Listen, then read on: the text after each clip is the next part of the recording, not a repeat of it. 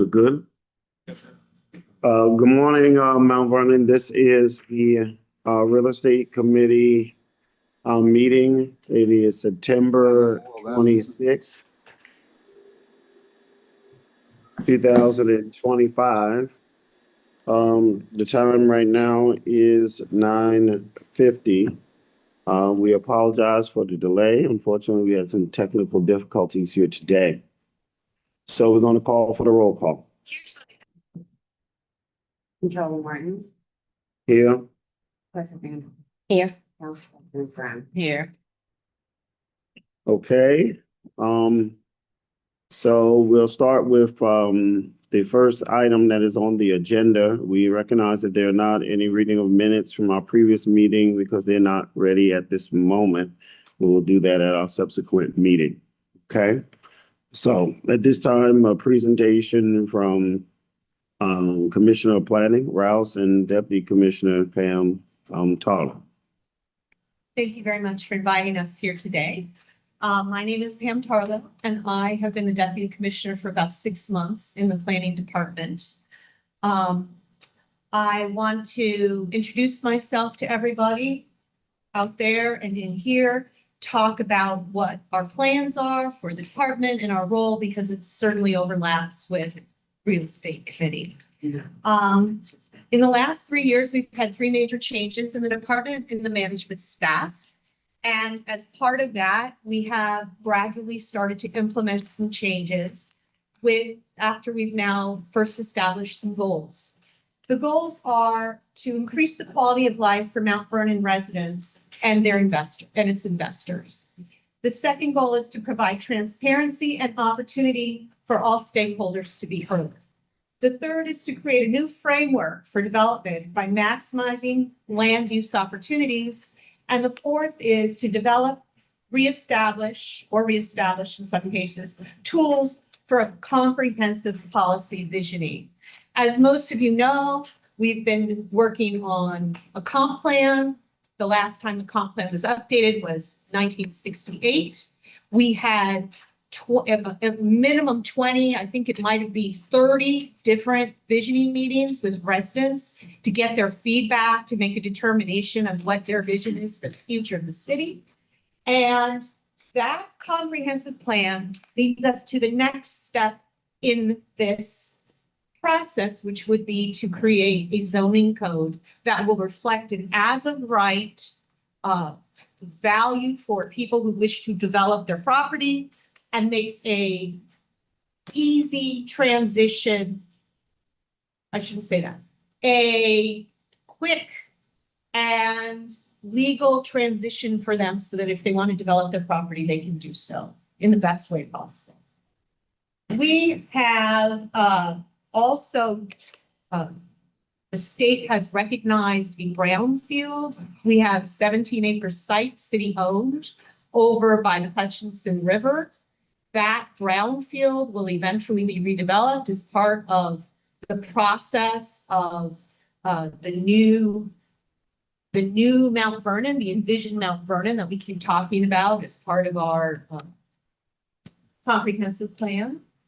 The new zoning code will have an as-of-right policy specific. We will have a policy that will be created by the city council and the mayor and the controller, and it will be that X, Y, and Z happens, and that zoning code will ensure that those things happen. And I'm going to be talking to you at sort of a high level, and I'm happy to answer any questions more precisely at a lower level if you need me to.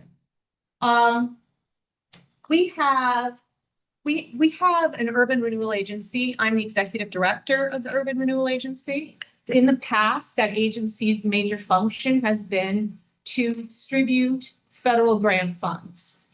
We would like to use that agency to do more.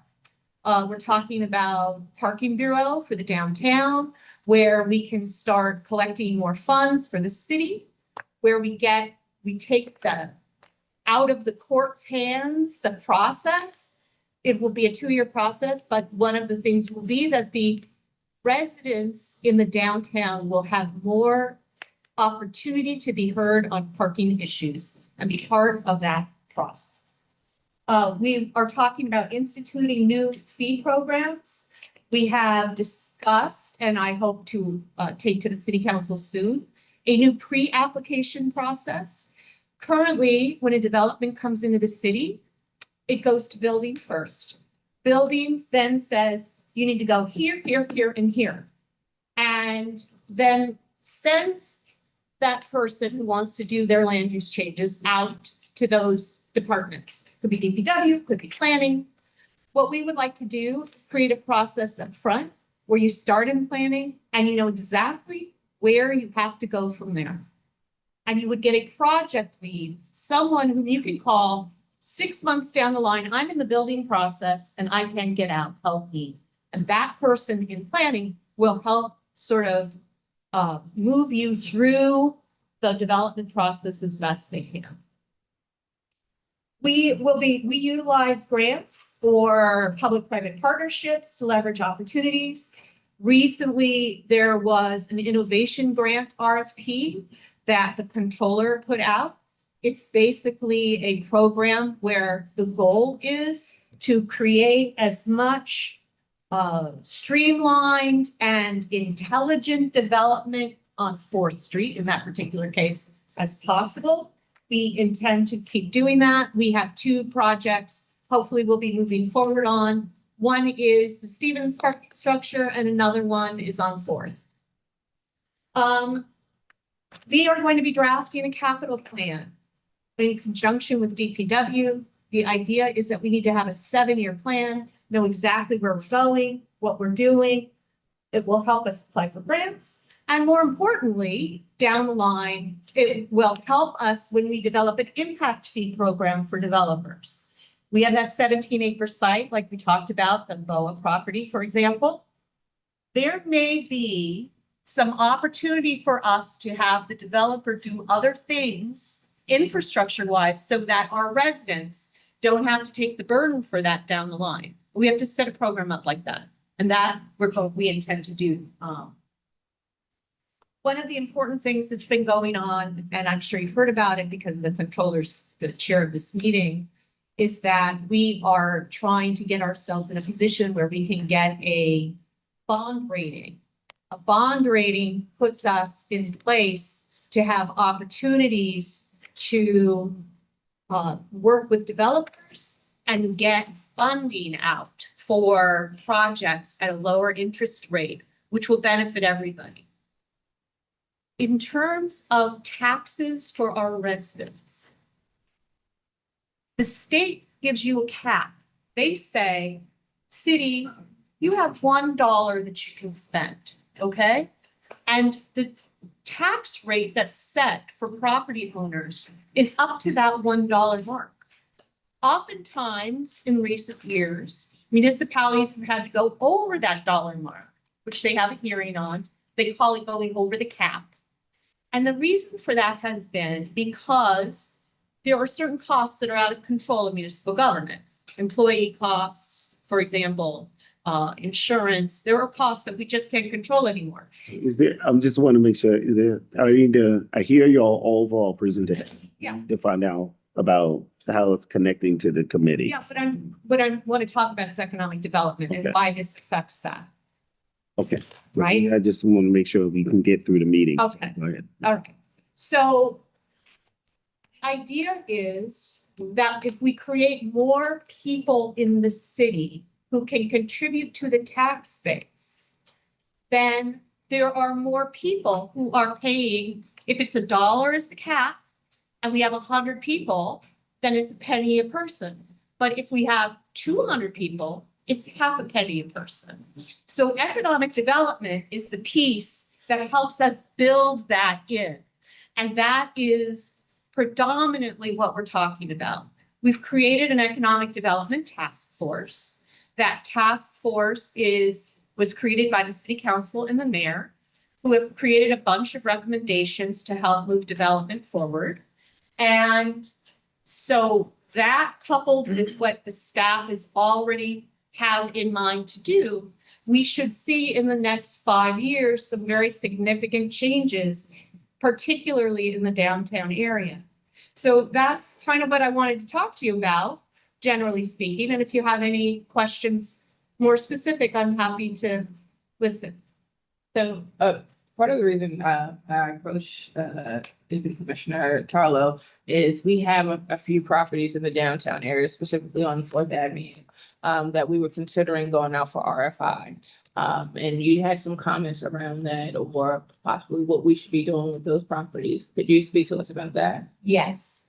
So right now we have a grid system, right? We have streets and we have individual properties. It's called Euclidean zoning.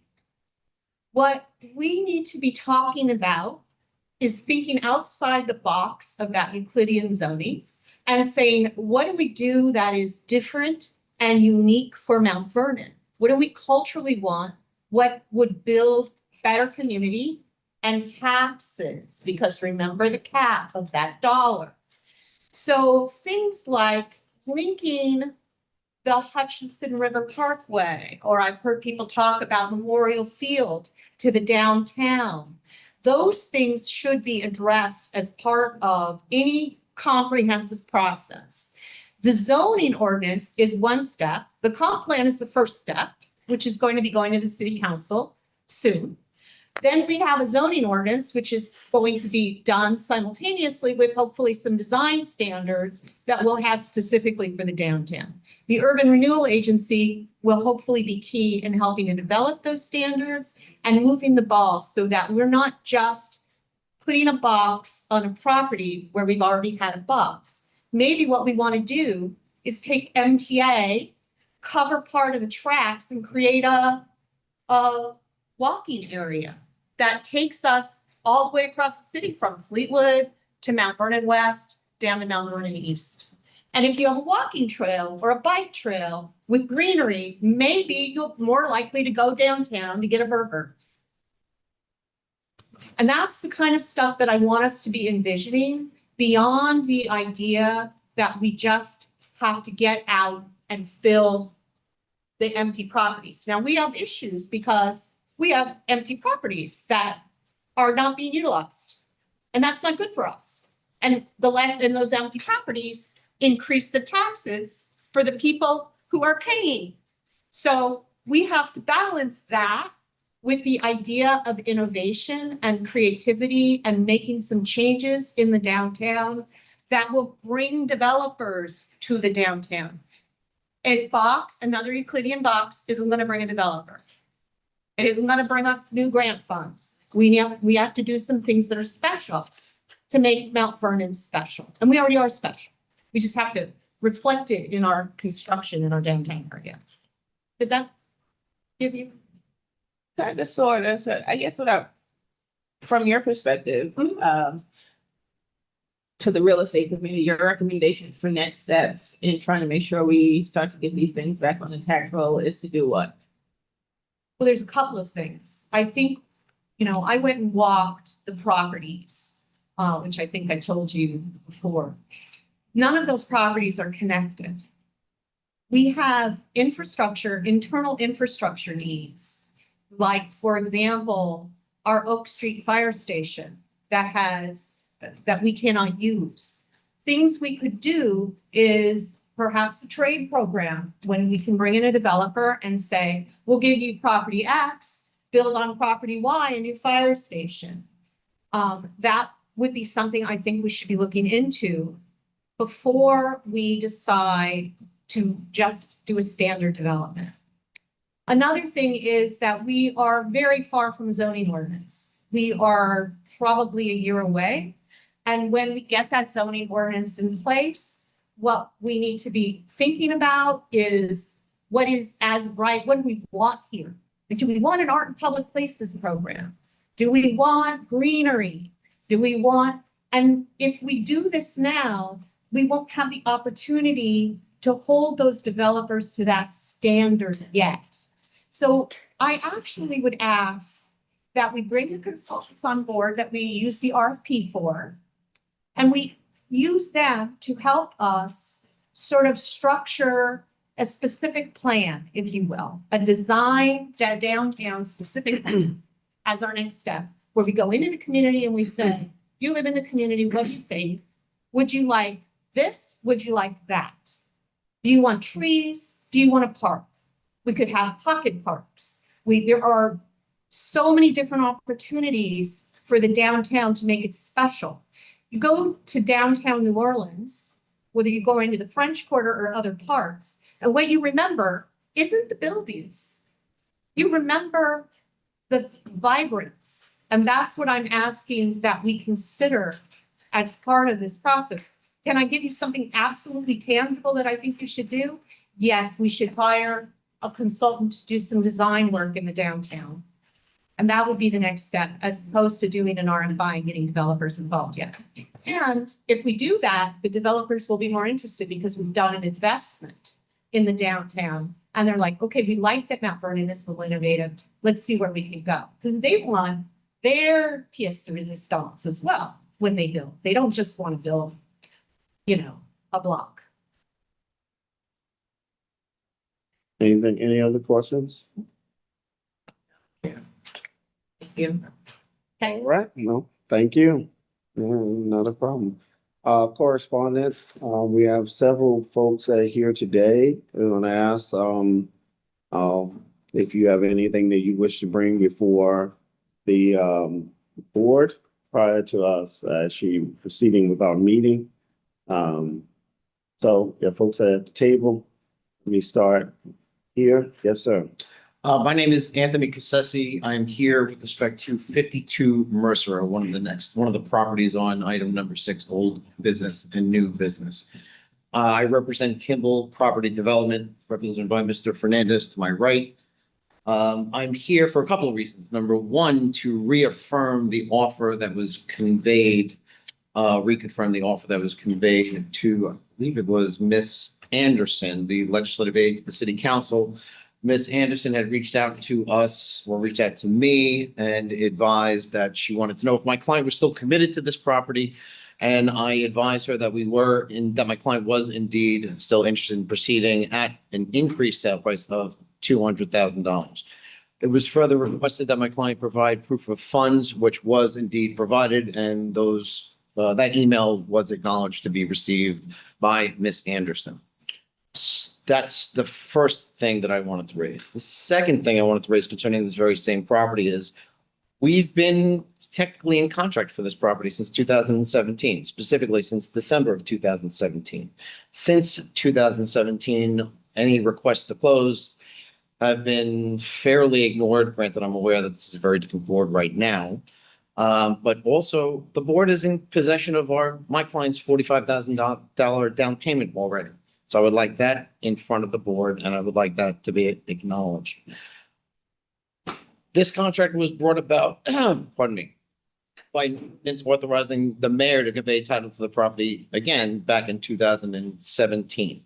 Title had been run, we've been prepared and ready to close, but again, it seems to have not made it to the finish line. So I would like to know the seriousness by which the city is treating this offer, and I would like to know timeframes, as this has been quite some time. Very good. Thank you. I'm George Chivara. I'm just following up on the property to 7th Avenue. They just give to follow up on the process. My name is Esther Singer. I'm also following up the update by the property on 331 South 2nd Avenue. Like to know what is the update so far. That's my twin sister. Okay. Well, everyone, my name is Dayo. I love to. I'm here to unveil those properties. We were asked to give it list of further offers, which we gave. We also got a letter to reconfirm our interest in these properties. We also did those weeks ago. So I'm just here to confirm what is the timeline on all this, so we can properly structure ourselves. But for us, those are a lot of money, and we don't want to just keep waiting. Been on this property for over 5 years, going back and forth. Thank you. My husband already.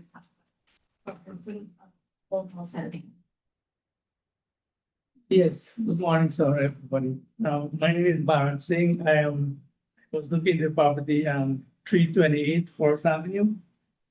And I received an email last week, to provide my fund from the bank. I provided, September 11. And so I like to know what's the next step. Thank you. Councilor.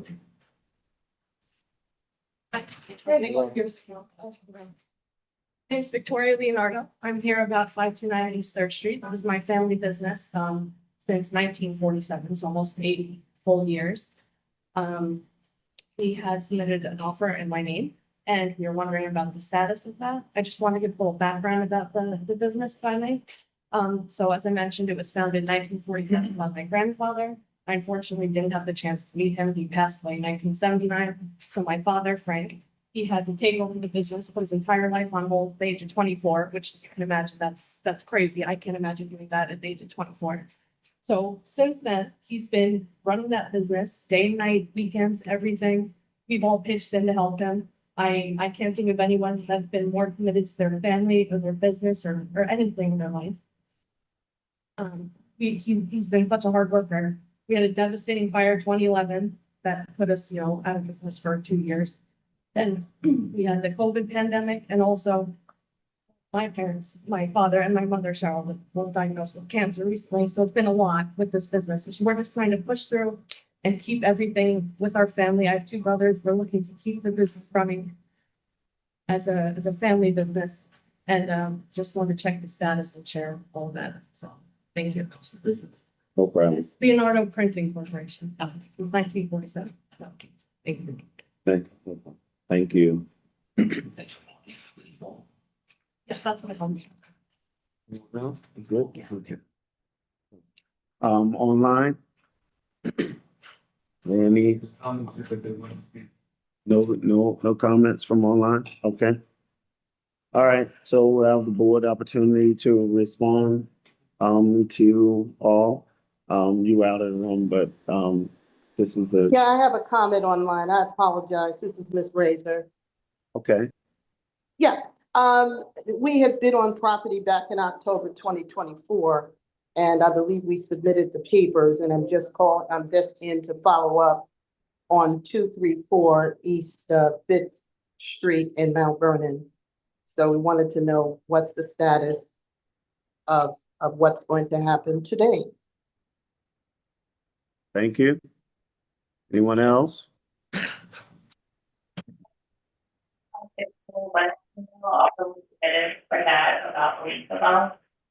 If you're not talking to us, please mute. If you are, we're having a hard time hearing you. Yes, my name is Glenn Collier. I'm online.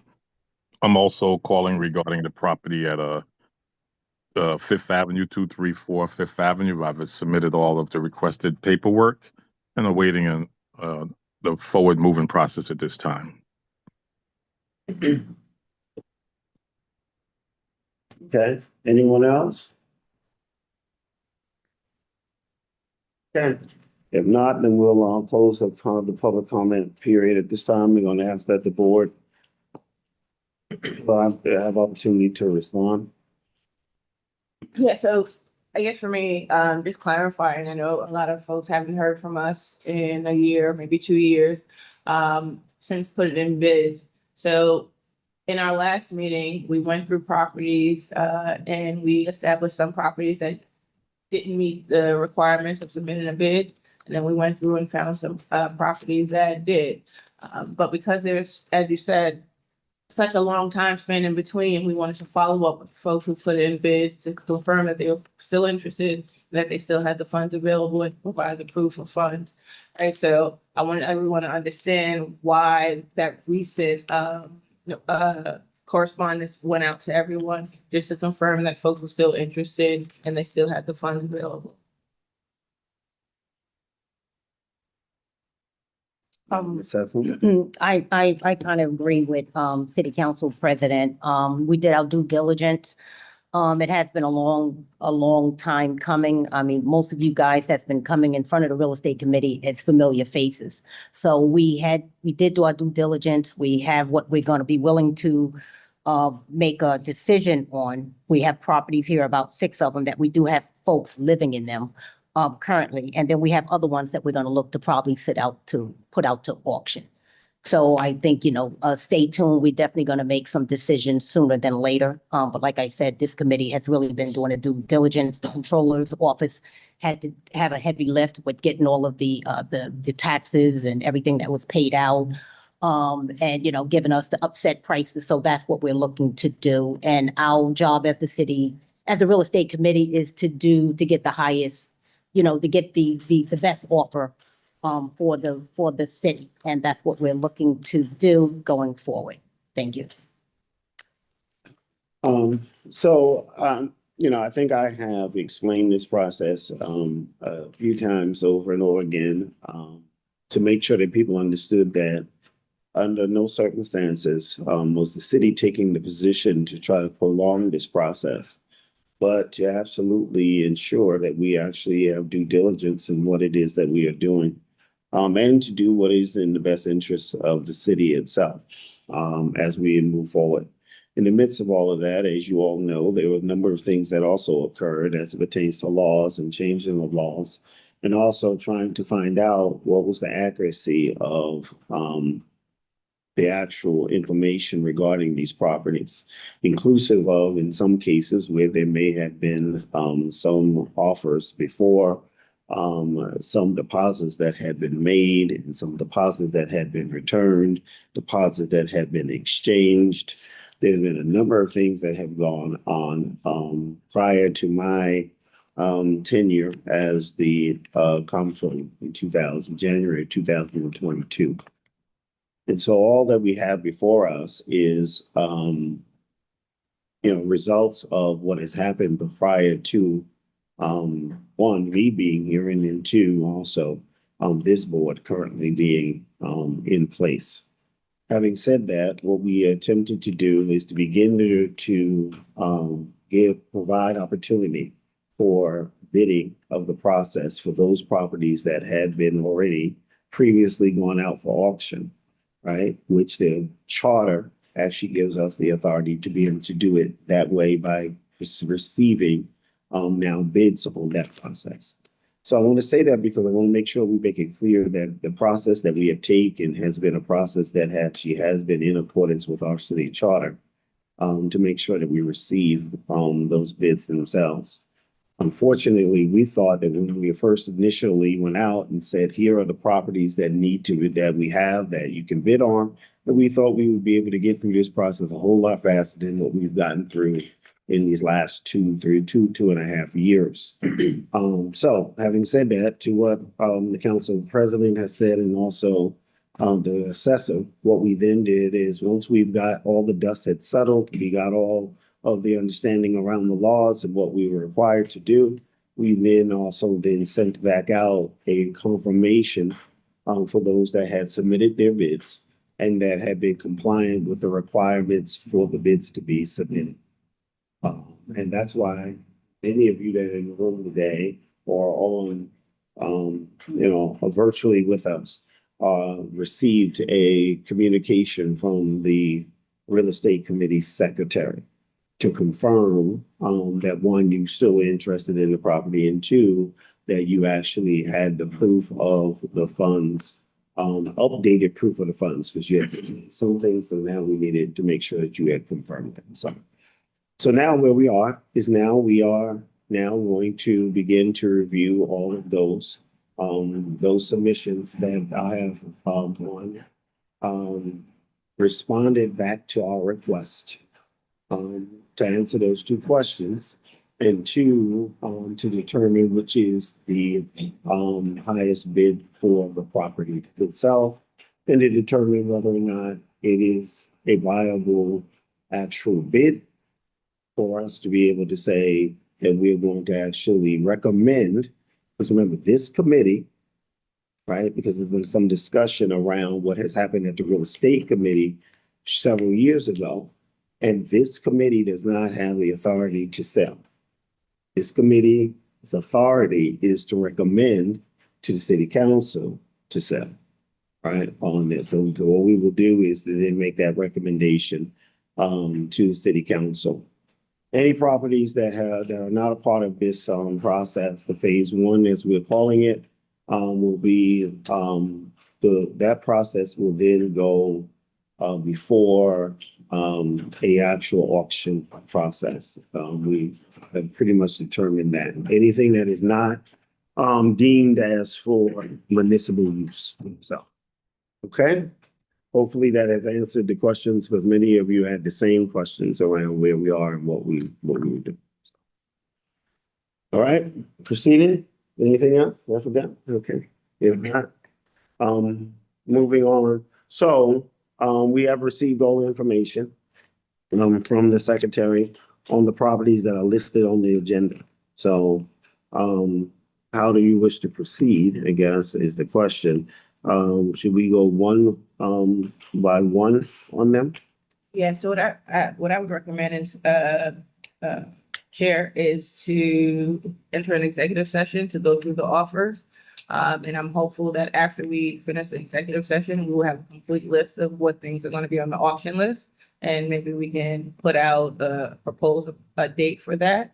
And then we'll have a list of what we could identify the top bidders for the properties that actually have viable bids. I second that. Okay, is that a motion? I make No, a, it wasn't, but she's made a motion and I seconded it. Okay, so we're probably moving second that we go into executive session, to one, review the bids, the final information that we actually received from those bidders, along with, of course, council.